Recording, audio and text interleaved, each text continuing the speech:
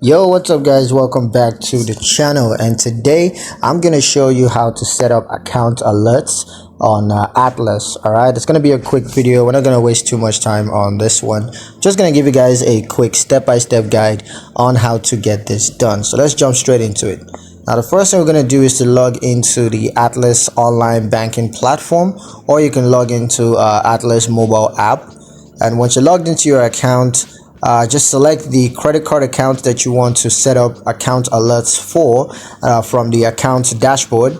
And then you're going to click on account alerts, and then you're going to select the alert option.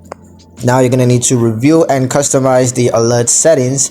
You can set the alert frequency as well as the alert type.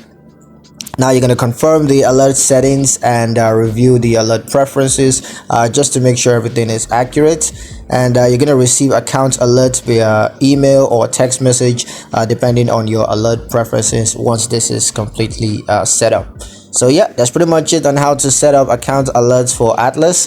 I hope you guys liked the video. Hope you found the information useful enough. If you did, like the video, comment down below, let me know what you thought. Share the video with your friends and subscribe to the channel if you haven't already, and I'll catch you guys in the next